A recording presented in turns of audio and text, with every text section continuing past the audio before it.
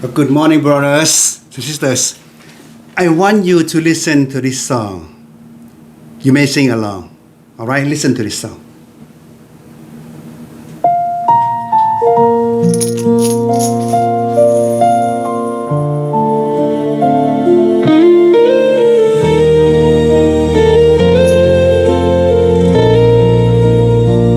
ในความเงียบเหงายามที่ใจอ่อนแรงในคืนที่มืดมิดไร้ซึ่งแสงส่องทางข้าคุกเข่าลงต่อหน้าพระพักตร์พระองค์มอบทุกความกังวลวางไว้ที่พระบาทพระองค์ทรงฟังทุกเสียงกระซิบเบาๆพระองค์ทรงทราบทุกเรื่องราวในใจข้าเปิดดวงตามองฟ้าที่กว้างไกลรับกำลังใหม่จากความรักพระองค์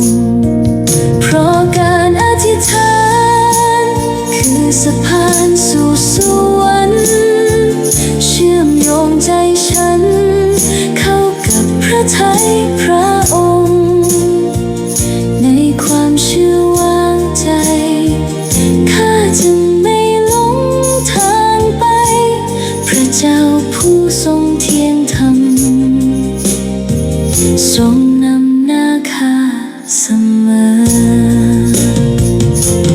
ไม่ต้องมีคำที่สวยหรูมากมายเพียงหัวใจที่สัตย์ซื่อและยอมจำนนพระหัตถ์พระองค์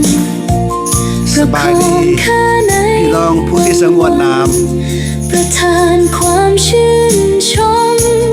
ท่ามกลางหยาดน้ำตา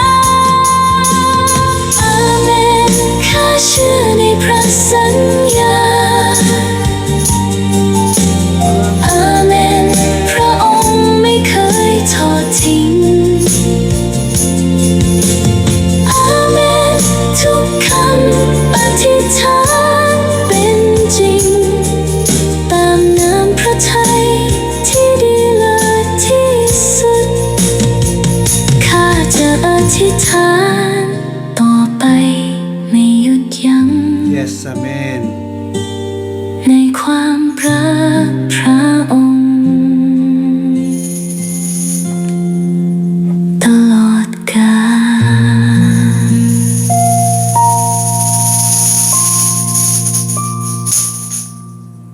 ว้าวจะอธิษฐานตลอดกาลจะไม่ยังเกิดขึ้นกะยาจะอธิษฐาน อันนั้นเป็นหน้าที่ของคริสเตียนจะต้องเฮ็ดทุกมื้อทุกวัน Brothers and sisters, good mornings. We do not know what is going on tomorrow, even next hour, we don't know. But pray is the heart of Christian must do every day. Brothers and sisters, so this morning, this song it really touched my heart. Also, the lesson today also touched my heart too. พี่น้องที่รักแพงบทเพลงนั้นทึกต้องจิตใจหลาย แล้วก็บทเรียนมื้อนี้ก็จะทึกต้องจิตใจ So this morning, our title this lesson is One for All. ตอนเช้าวันนี้จะใช้ซื้อบทเรียนนี้ว่าทรงเป็นพระเจ้าของทุกชาติของทุกคนสบายดีเล่นสบายดีแก้วดวงใจอาจารย์อาทิตย์แล้วบ่เห็นมันบ่อาทิตย์หน้าวันอาทิตย์พอกันนะแก้วดวงใจเด้อติม Alright, let's go to the Lord in prayer at the moment ข้าแต่พระเจ้าพระบิดาข้าน้อยขอบพระคุณพระองค์เจ้าที่ข้าน้อยมีโอกาสรับใช้พระองค์เจ้าโดยการเว้าวาพระธรรมของพระองค์เจ้าให้ญาติพี่น้องของพระองค์เจ้าได้ฟังเพื่อมีกำลังจิตกำลังใจ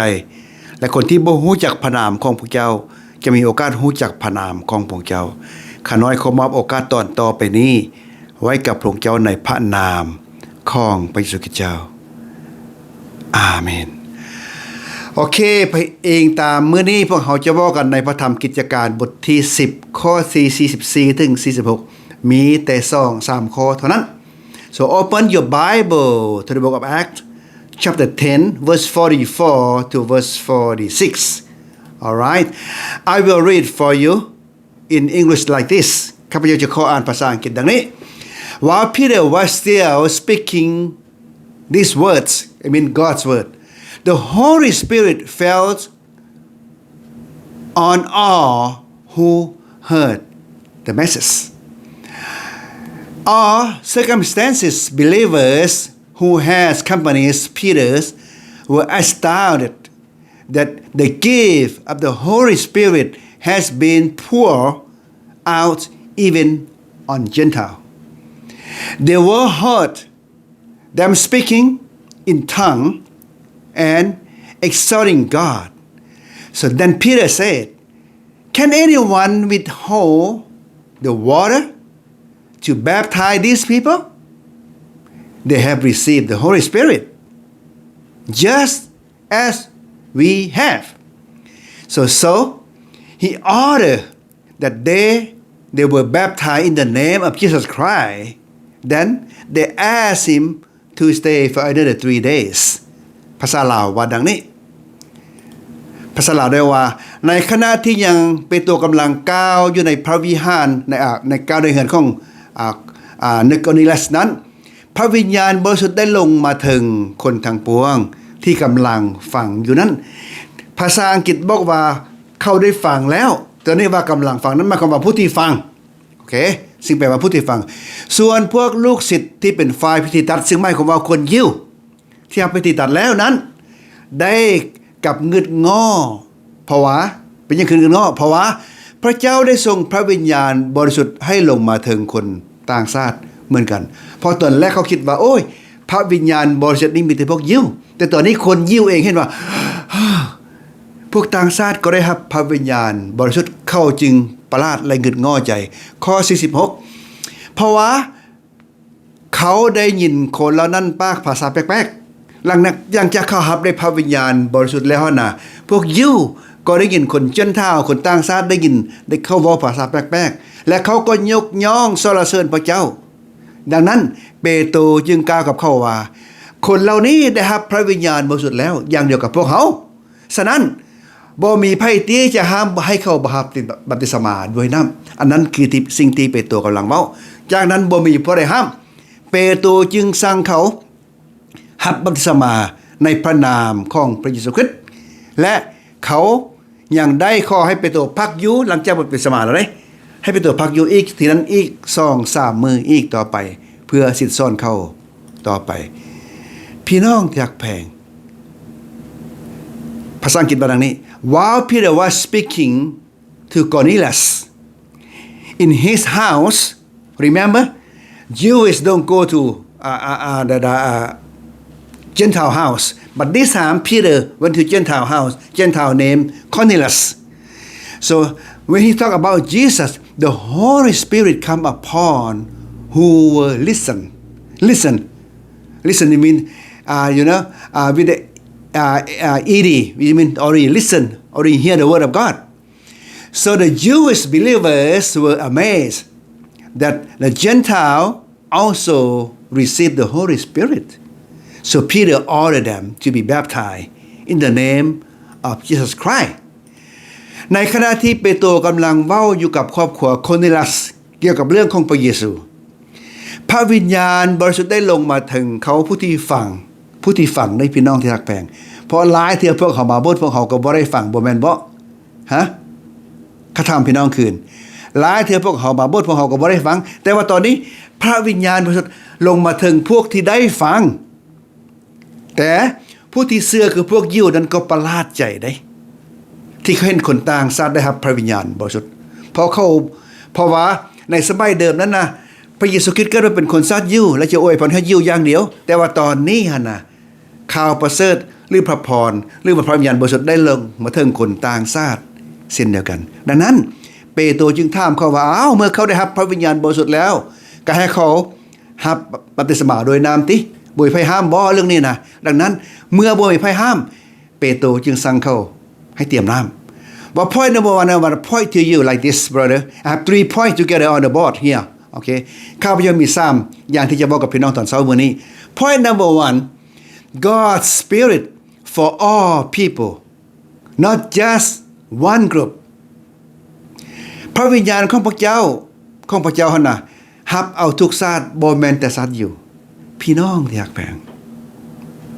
ข้าพเจ้าเคยได้ยินคนลาวว่าโอ้ยพระเยซูคริสต์แม่นพระเจ้าของคนต่างชาติพระเจ้าของอเมริกาพระเจ้าของชาติยิวบ่แม่นพระเจ้าของคนลาวแต่พี่น้องที่รักแพงตอนนี้นะพระเยซูคริสต์ยอมรับเอา Good morning my brother Subin Thank you for coming brother so that if you want to go back Acts chapter 10 verse 44 to verse 46 point number 1 is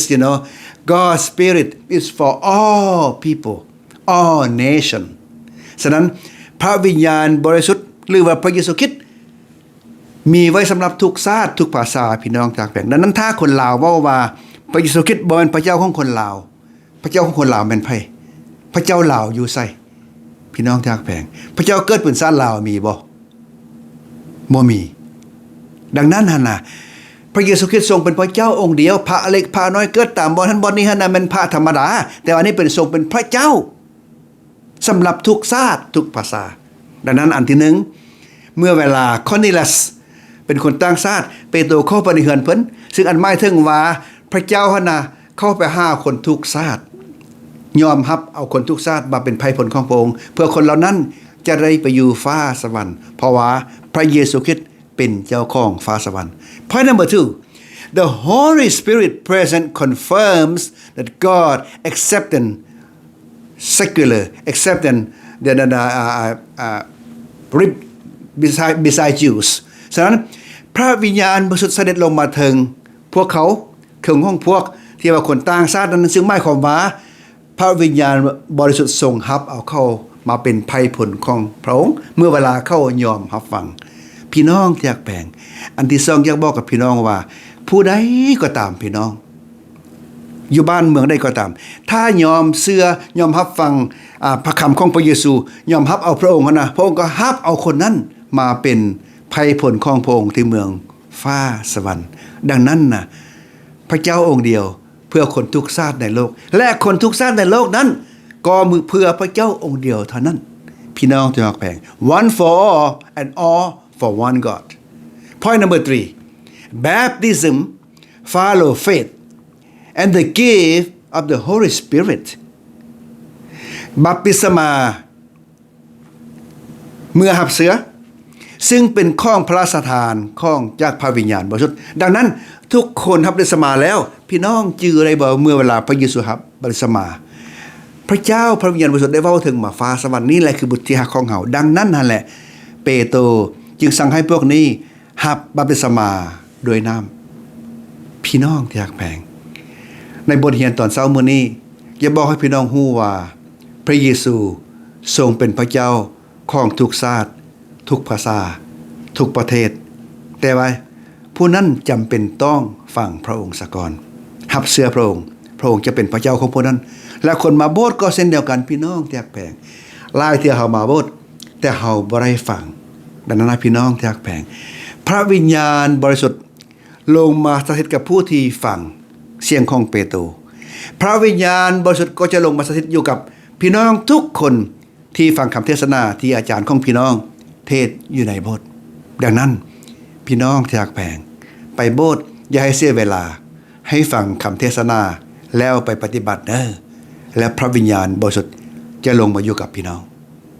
เชิญพี่น้องร่วมใจอ้อนวอนข้าพเจ้าข้าแต่พระเจ้าพระบิดาเพลงได้บอกพวกเขาน้อยว่าถึงแม้นจังได๋ก็ตามพวกเขาน้อยก็จะอ้อนวอนอธิษฐานเสมอพวกเขาน้อยบ่ฮู้ว่าชีวิตมื้ออื่นจะเป็นอย่างใดแต่พวกเขาน้อยขออธิษฐานต่อพระองค์เจ้าทรงนำพาชีวิตพวกเขาน้อยขอให้ท่านอธิษฐานเพื่อญาติพี่น้องพวกเขาน้อยที่บ่ฮู้จักพระนามพระองค์เจ้าที่คิดว่าพระองค์เยซูคริสต์นั้นเป็นพระเจ้าของชาติอื่นข้าแต่พระเจ้าขอบคุณพระองค์เจ้าที่ทรงเปิดเผยตอนเช้าวันนี้ว่าพระองค์เจ้าจะรับเอาผู้นั้นถ้าผู้นั้นยอมเชื่อพระองค์เจ้าข้าแต่พระเจ้าขอพระองค์เจ้าทรงเมตตาสงสาร เปิดเผยพระองค์เจ้าเอง ให้ผู้ที่บ่ฮู้จักพระนามพระองค์เจ้าได้ฮู้จักว่าพระองค์เจ้านั้นทรงเป็นพระเจ้า และทรงเอิ้นผู้ที่เข้ามาโบสถ์แล้วบ่ได้ฟังนั้นก็ให้เขาเจ้าได้ตั้งใจฟังเพื่อพระวิญญาณบริสุทธิ์จะนำพาผู้นั้นต่อไปข้าน้อยจึงกล่าวขอบคุณทุกอย่างในพระนามของพระเยซูคริสต์เจ้าอาเมน God bless you brothers and sisters I will see you again next Wednesday โอเคบ๊ายบายโอ้อาจารย์แซงเข้ามาพูดสุดท้ายอาจารย์แซงพบกันที่กองประชุมเนาะอาจารย์เนาะขอพระเจ้าอวยพรบ๊ายบาย